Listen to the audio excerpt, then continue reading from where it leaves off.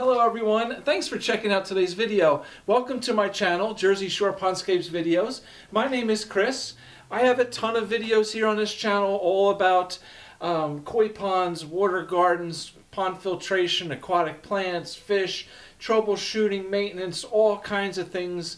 A ton of videos here with a bunch of information for you guys. So please take some time, take a look around, use the playlist to help you find different categories and videos in each category to help you navigate your way around a little bit easier. Hopefully you can find some good videos with information that can help you out. Today's video, I am doing a little video basically about reasons why your fish may die. I have a couple other videos here, kind of troubleshooting, answering questions kind of thing. One is about how pumps, may stop. The other one is, why is my water not clear? Today we're doing one as to, why are my fish dying? Okay. Unfortunately, things can happen and fish can die. They are your pets. I hate to see, when people's fish die for whatever reason. But I have to tell you, to be honest with you, some of the most common reasons why fish die is basically the owners not being involved with their ponds, not keeping an eye on things, or various other reasons, using chemicals and stuff around the pond. Fish don't just die. There has to be a reason. There's got to be a cause. Sometimes if you go to the store and you buy some new fish and you throw some new fish in your pond, maybe two of those new fish may die. That's a little different than having fish in your pond for 5 years and then all of a sudden they're dying. All right. When you buy fish at the store, whatever store, be very careful where you buy fish. We don't always know what we're bringing in with it. Okay, as far as parasites, bacteria, and stuff like this that can affect all the fish in your pond. All right, but basically, right now my point is, sometimes when we buy new fish and we bring them home, if they don't survive, in a day or two, we find them dead, or they're not eating, or they're really sick, and eventually they end up dying. Might just be because the fish may just be a little weaker. We don't know what that fish went through in transportation from the hatcheries to the stores, what kind of stress that fish has been under. Has it been eating? Has it not been eating? We don't know that kind of stuff. So things can be a little bit, risky in that regard. My best advice to you is always observe the fish, okay, when you're buying them. Make sure they're healthy, make sure they're swimming around, they're active, make sure there's no sores, no open wounds on them, the fish are clean. You have a little more visual sense as to, whether or not that fish is healthy or not. But it's hard to tell, okay? If fish gets stressed out, it may not eat, its immune system gets weak, things happen, okay? However, tell you a little story. Years ago, I had a big tropical saltwater fish tank, and I was in a saltwater, fish store looking around, and there was another family in there, and they're walking around and they're looking at the fish, and I keep hearing like, "Oh my gosh, $250 for that fish? $250, $200 for this? Who'd spend $300 on a fish? What if it dies?" Okay, so I'm hearing this and I'm thinking like, I'd buy that fish in a heartbeat. I'd love that fish. That's a beautiful fish. Like, I wouldn't be thinking, what if it dies? The difference is if you know what you're doing, all right? If you have experience in keeping, fish, whether saltwater fish or koi, right? They're just as expensive too, right? You know about your pond. you know about water quality, you know about filtration, you're aware of what's going on in your pond, chances are you buy that fish, it's probably not going to die. Okay?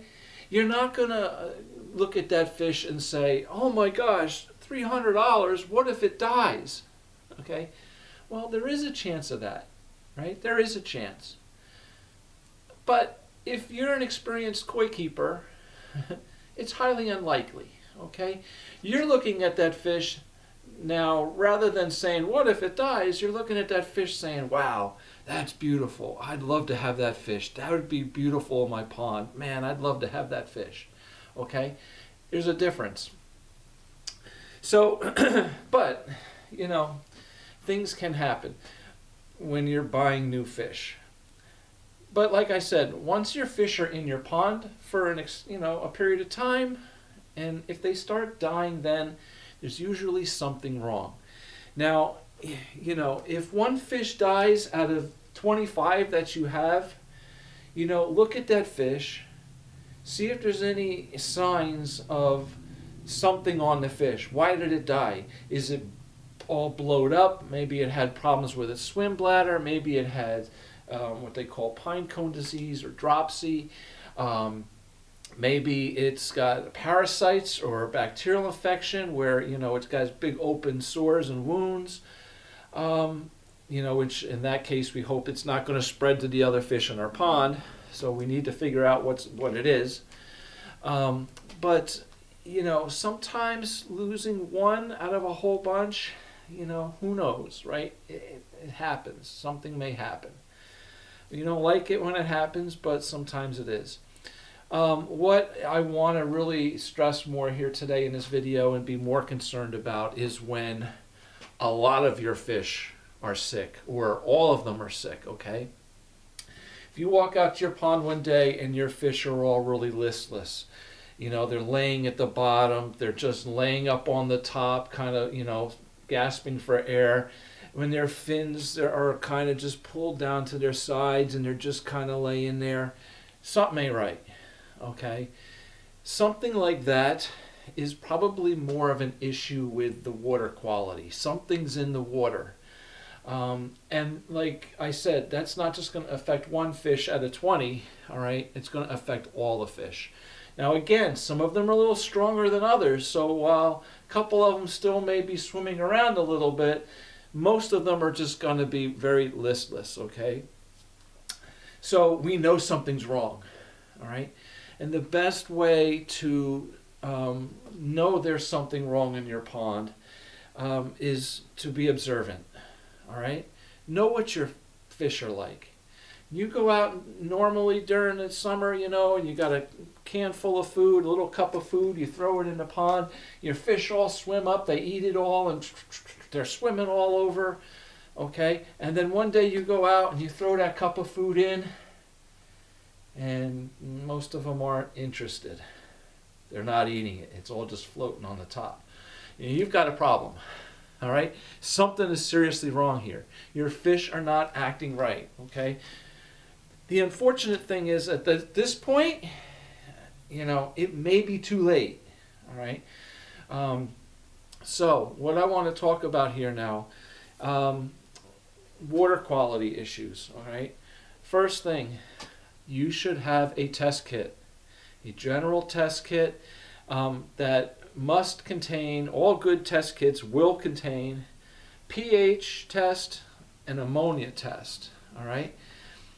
The other stuff that comes in the kit, you know, maybe extras, maybe nitrites or nitrates test kit. It may be phosphates, it may be, you know, hardness, something, whatever. Right now I want to talk about pH and ammonia, all right? They will be tests in every good kit will have those two tests, and you should own a kit and you should be testing your water periodically to avoid this situation, okay? Because pH and ammonia are common problems. I would say pH, from my experience, is a little more common than an ammonia problem, and we'll talk about both here in a minute. But have a test kit.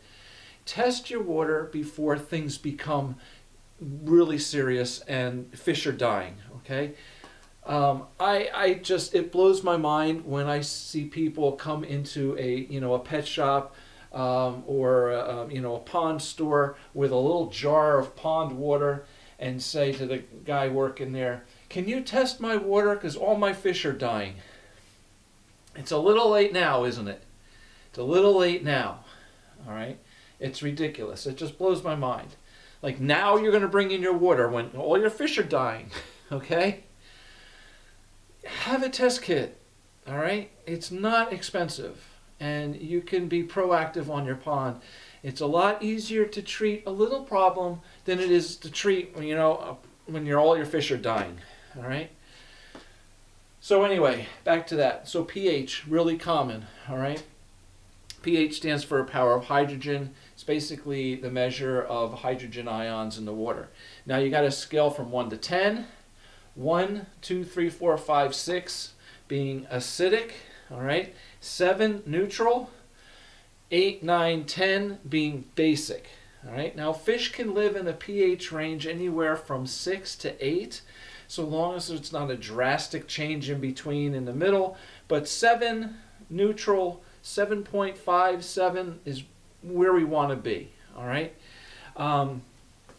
If it falls below 6, we got a problem, all right? If it goes above 8, we can have problems, all right?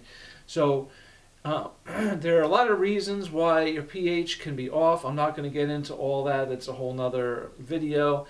But just know, test your pH. Now, if you have problems with pH, you can go to the store. You can buy pH up or pH down to raise or lower the pH and get it to its correct level. Just do it slowly, because the difference between each number, between 5 and 6 and 7 and 8, is a multiple of 10 times the concentration of ions. So it's a big jump from 6 to 7, okay? It's a big jump from 9 to 8. So we kind of got to do it slowly to go from 8.5 back down to 7, all right? But another little hint for you, rather than buying pH up and pH down, for $15, $20 a bottle, if your pH is low, if your pond is acidic, you can add baking soda, all right? Baking soda, sodium bicarbonate, will raise your pH, all right? If your pH is high, if your pond is, very basic, you can add vinegar. Vinegar is a very weak acid, so it will lower your pH. It's a lot cheaper, a lot easier to do. I do have another video here online about these chemicals and all this stuff, and we can get into all that. But for now, I'm just kind of going, on the whole broad picture right here. Okay, so pH. Make sure you're testing for that. It's very important. Always test your pH first thing in the morning as well. All right, there's reasons for that. It has to do with your plants and algae in the pond and photosynthesis, and plants giving off carbon dioxide, which combines with the water, forms carbonic acid and lowers your pH. So to get your best reading, first thing in the morning, okay? All right, ammonia, all right? Ammonia typically, is very toxic. However, it's typically balanced by a good biological filter system and by good biological balance in your pond.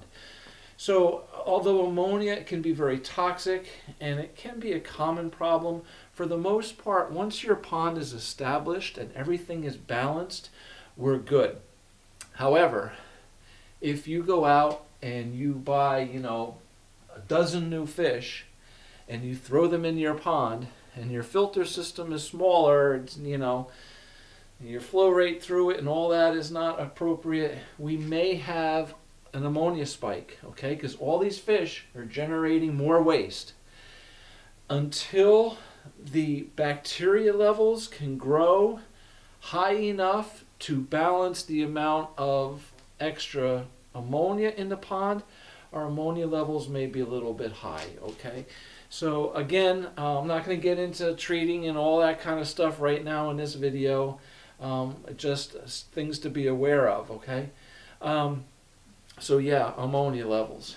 But typically, like I said, if you have a good filter system, a nice water exchange throughout the pond, through the filters, a clean filter, good biological function going on in there, you're going to have a lot of biologics in your pond as well. As long as we do all that and we keep things healthy, clean, functioning properly, ammonia shouldn't be an issue unless you're adding a lot more fish suddenly, or or there's a lot of rotting, decaying debris, waste, and crap in the bottom of the pond, okay? We need to keep it clean.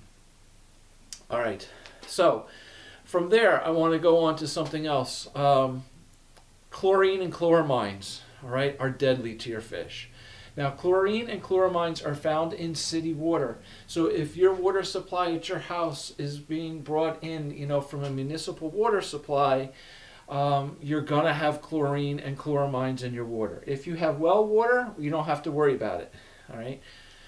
But city water, chlorine and chloramines are used to prevent bacteria growth, okay, in the systems and the plumbing and the pipe work from the municipal water supply to your house, so that when we're drinking that water, okay, we don't get sick.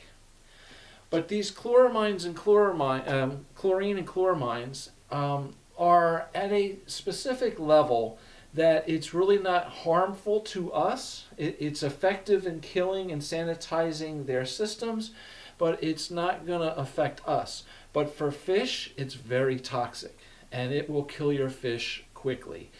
Basically, what chlorine, chloramines will do in the water is limit your fish's ability to carry oxygen throughout its blood. All right. You will find your fish gasping at the top for air, even though you may have aeration in the pond. All right.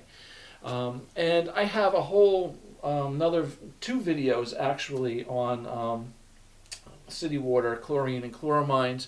And including in those 2, there's one of about a product called sodium thiosulfate, which is an awesome product to have to reduce those chlorine and chloramines. So check those videos out for a lot of good information there. But yeah, chlorine and chloramines are really deadly to the fish. You should be adding a dechlorinator into your pond. Anytime you're changing more than like 10% of your water, you should be putting some chlorine and chloramine, reducers in there. All right. Now, the next thing I want to get into briefly is going to be pesticides, herbicides, fertilizers. Okay, are used around your pond. Be very careful. This stuff is extremely toxic if it gets into the water. Even a small amount gets into your water, it will kill your fish. All right. Just a quick story, an example. I'm going to run through this really fast, but it's a real life story that I want you to be aware of, okay? Because things like this do happen. I have a client. I built this pond years ago. I do the maintenance on it every month. The pond is beautiful. Never have a problem. It's been great. All right. All summer long, pond's beautiful. Right after Labor Day one year, he calls me up and says, "Chris, all my fish are sick. They're laying on the bottom. Some of them are laying on the top. They're not eating. I'm afraid, they're going to die. I don't know what's going on." Right? I run over to the house. I look in the pond. Yeah, we got a problem. Something's wrong. Okay. I pull out my test kit. I'm testing the water. Everything tested okay. pH, ammonia, nitrates, whatever. Everything tested okay. But there's got to be something in this water. Something happened here. Something is wrong because this isn't normal. Okay. So I just, like emergency, what am I going to do? Let's get all that water out. Let's get that water out. Get rid of it and put fresh water in. All right.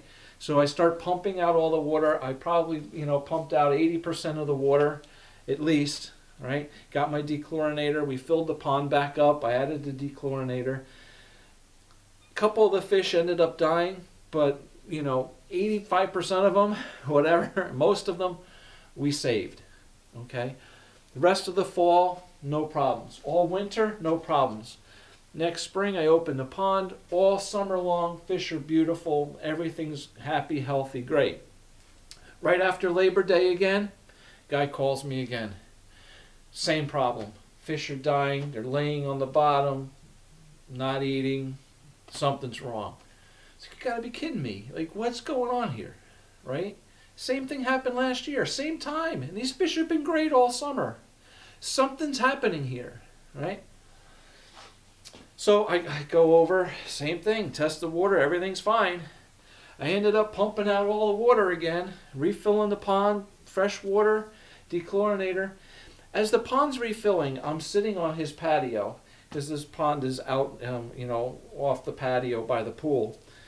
I'm sitting there at his table doing some paperwork as the pond's refilling. And I happen to look down, you know, as I'm sitting there, and in the pavers in his patio, I see these little white and yellow little pebbles, like, you know. I said, oh, you got to be kidding me. I got up, I walk around, I'm looking through the lawn, and yeah, you see a little bit. I get over by the pond, and there's mulch around the pond, and I just scratch around in the mulch, and I see all them little white and yellow pebbles. Then I look closely in the rocks around the pond. There's all little white and yellow pebbles. So I get on my phone, I call the guy. Somebody put fertilizer down on this lawn recently? Guy goes, yeah, they put down the fall fertilizer right after Labor Day. Well, there you go. Fertilizer's in the pond. It's killing all the fish. All right? 2 years in a row that happened. All right? Figured it out. I saw it. This time I saw it there. All right? But I did all the water change, saved everything. We know what the problem is. Don't put any fertilizers down around this pond. Nothing, okay? We're good. All right. The next summer rolls around. All right? Now it's like the middle of July or something. Guy calls me up. Fish are dying. Like, are you serious? Like, what now? Right? I go over there. I'm looking at everything. Same issue. Same problem again. His wife comes out and says, oh, one day last week we had a company come in and they sprayed all the trees for mosquitoes. But they covered the pond with a tarp, so it should have been fine. It shouldn't be that. And I'm just like, oh, are you kidding? All right, so they sprayed it all last week. What happened 2 days ago? It rained. Yeah, it rained. And all the leaves got wet, and all the chemicals in the trees all dripped into the pond. You can't do this stuff, all right? So be very careful, all right, with fertilizers, herbicides, pesticides. Another client I had, he had poison ivy growing around the side of the rocks on the side of his little pond, and he had a little stream bed there and all. And he had poison ivy growing in the rocks. So he went to Home Depot and he bought a poison ivy killer, right? Got his little tank sprayer, mixed it up, went out there, sprayed it all over the rocks and everything. It gets into the pond. You can't do that, okay? You can't do that. You got poison ivy, you got weeds and stuff by the pond, put on a pair of gloves and pull it all out. You got to do it. Pull it out by hand, all right? Those chemicals get into that pond, all right? Big problems, all right?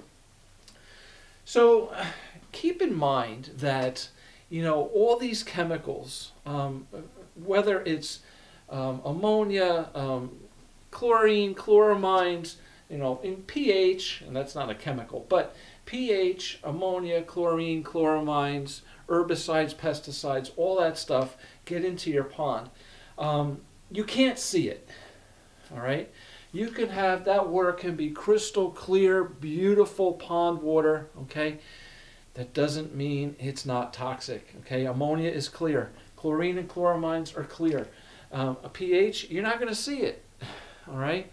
But when all your fish are dying and are, you know, sick, something's going on in that water, okay? And the best way to take care of that is to get that water out, dilute whatever's in there, put fresh water in there as fast as you can.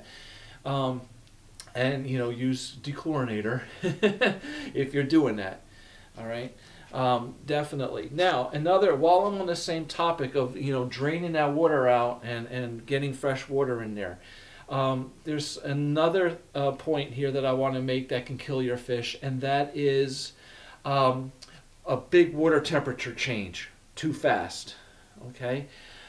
Just an example. If I'm cleaning out a pond, you know, and, you know, it's summer or it's, you know, or late spring, it's 85 degrees out. The pond water is, you know, 70 degrees, all right? I'm just throwing out numbers. And I got to drain and clean that pond. If I take all those fish out, I'm going to put them in a big holding tank, right, while I'm cleaning the pond.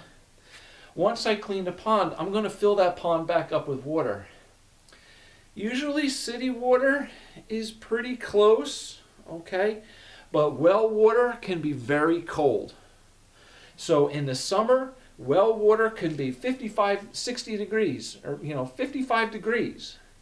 And the water in the pond can be 75, 80 degrees, all right?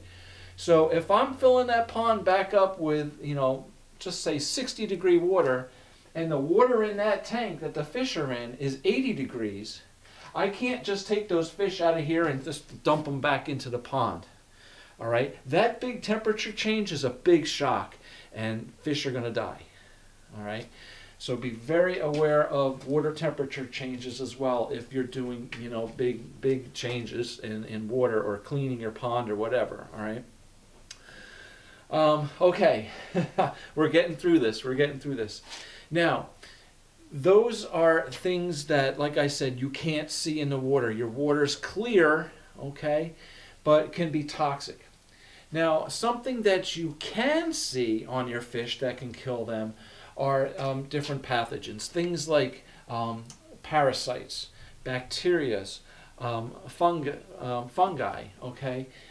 Those are visible things you're going to see on your fish. You're going to see open wounds, ulcers, like ick is a common protozoan parasite. You'll see little white spots on your fish. It'll look like you took a white pencil and went boop, boop, boop, boop, boop, boop, boop, boop, boop, boop, all over the fish, okay? You can visibly see that. Parasites, bacterial infections, fungus is not as common, but you know, you'll see cottony masses on the fish for that. That stuff that has to be treated with medications. If it's a protozoan parasite, something like I said, ick, that can be treated with salt. I do have another video on parasites and all that you can see here too. We'll get into more depth about that. But there are some parasites that, you know, are visible on your fish. Things like anchor worms will look like little threads attached to your fish, little white threads. Fish lice, you'll see this like green disc on the fish moving around. You know, that stuff we have to be visually aware of. Another one, popular parasite is like gill flukes, okay? And you can't see unless you get the fish and you open the gills and you look inside.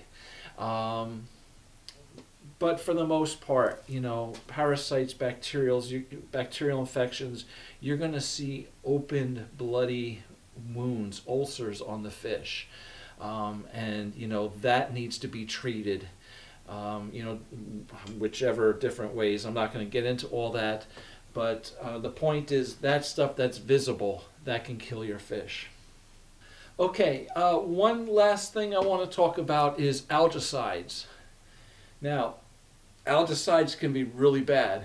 And I've been in this business for, you know, over 25 years now. And I hardly ever use a chemical algaecide in the pond. I hate it. I don't want to do that. All right. I have seen over the years too many horror stories about people's fish all dying from the use of chemical algaecides. Okay, these things are really toxic. They can kill your fish in different ways because there's different types. Okay, some of them are actually like almost like a chlorine bleach powder, right? Where we pour the powder over the algae that's growing, you know, on your waterfall or whatever. And yeah, it'll kill the algae, but all that crap ends up in your pond. All right. Some algaecides actually kind of do their chemical reaction and suck the oxygen levels out of the pond. All right. One example, another client of mine. Yeah, actually, well, I didn't build his pond. I never met the guy before, but he became a client of mine after this situation. He basically, his pond water was turning green. He went to the local pond store and, you know, they sold him an algaecide. The problem was he totally miscalculated how many gallons he had in this pond. So when he went to the pond store and said, I need an algaecide, then they said, you know, well, how big is your pond? And he says, my pond's 10,000 gallons. And they told him and sold him the proper stuff to treat a pond for 10,000 gallons. All right? The problem was his pond was only, I figured, around 4,000. So he more than doubled the dose of the algaecides in his pond. And he killed, like, I don't even want to, I mean, probably 25, 30 fish this big. Okay? Really sad. Really, you know. The garden center called me when this happened if I can go over there and help the guy out, and that's what I did. But yeah, you gotta be really careful with this stuff. If you overdose it, big problems. Okay, now finally, the last thing I want to talk about is oxygen. All right, oxygen levels in your pond. In the summertime, it's very important to keep your oxygen levels high in your pond. Reason being, warm water holds less dissolved oxygen than cold water. So the warmer your water is, the less dissolved oxygen it will hold. Now, the flip side problem is your fish are at their most active, their metabolism is in full force, they're swimming more, they're eating more, they're much more active, and their oxygen intake is at its peak. So while their fish, their oxygen intake is at its peak, the ability of the water to hold dissolved oxygen is at its lowest. All right, so we need to keep aeration going in that pond, whether it's a waterfall, it's an air pump, something, we need to keep aeration in it. Now that's summer, right?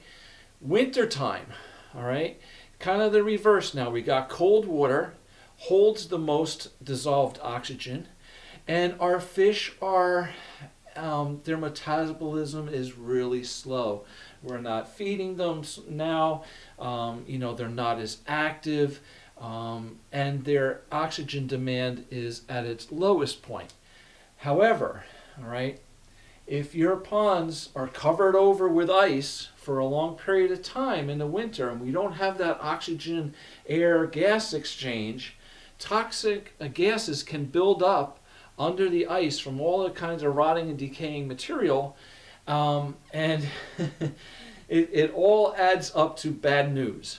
All right, so sometimes I can hear stories from people saying, you know, over the winter, all my big fish died.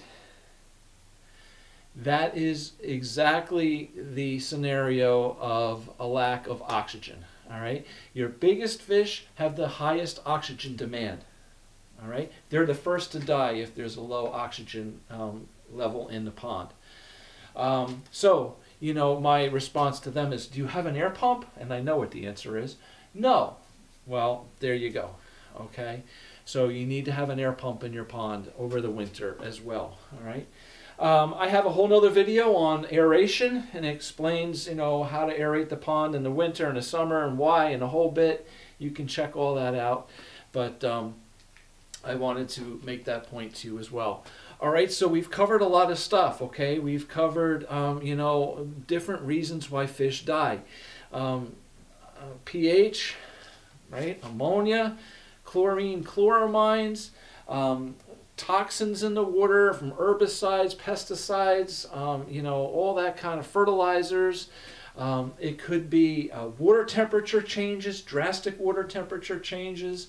It could be oxygen levels, and it could be, you know, parasites, bacterial infections, things like that. Now, with parasites and bacterial infections and all that, you're going to see, you know, one or two fish, maybe sores or something. Maybe they flash, right? They scrape on the bottom a lot, you know, because something's irritating them, okay? Hopefully, if that's the case, you got to get on it fast, because we need to treat it before it spreads to all the fish in the pond. All right. Okay, we've covered a lot of stuff here. I hope it helped you out. Be proactive. Okay, I have another video here on the channel about being, you know, a good pond owner, a proactive pond owner. Be involved. Observe your pond. See what's going on. Okay. Try to keep up with things. It's not hard. It's not going to take a massive effort. You should enjoy being out by your pond anyway. So is it going to kill you to take 5 minutes and test your water one day while you're out there sitting by your pond? All right. Simple stuff like that. Keep your filters clean. Do your maintenance on it. You know, the more you put into it, the more you're going to put out of it. I've always told people, you know, a pond can be a real joy, but it can be a nightmare too, all right? Especially if they're not set up right with the right filters and stuff, it can be a real mess. But if they're set up properly, they're functioning properly, and you're aware of what's going on out there, you shouldn't have many issues, all right? It really should be pretty easy to take care of itself. And like I said, you know, fish don't just die for no reason at all. Usually there's something going on. So is it one or two fish that have died, or is it like all of them that look sick? All right, things to look for, things to be aware of. I hope the video helped you out. If so, you know, please hit the like button. Subscribe to the channel. I've got a ton of stuff here, and I'm trying to put together on my website, pondscapesandmore.com, a heading on the front page. It says called Ponds Around the World, where I'm really hoping that you all will share with me a picture of your pond. No matter where you are, I just thought it would be so cool to see different ponds from different parts of the world. You know, what they look like, what, you know, kind of plants you have, and everything. I thought it would be really cool to share that. I know locally here we go on pond tours or garden tours with the garden club, right? And you go see different houses in the neighborhood and stuff, and the different ponds and backyards and landscapes. But how cool would it be to see people's ponds from all over the world? So that's what I'm trying to do here. You can find information on that on my website at pondscapesandmore.com. Please send me your photos. I'd love to include them there on the website for everyone to enjoy, and I think it'd be a lot of fun. Again, thank you for watching the video. I'm sorry it was a little long. We had a lot to cover, but I hope it'll really help you out. So thank you for watching. Hopefully we'll see you back in another video. Have a great day and enjoy your pond. Take care. Bye.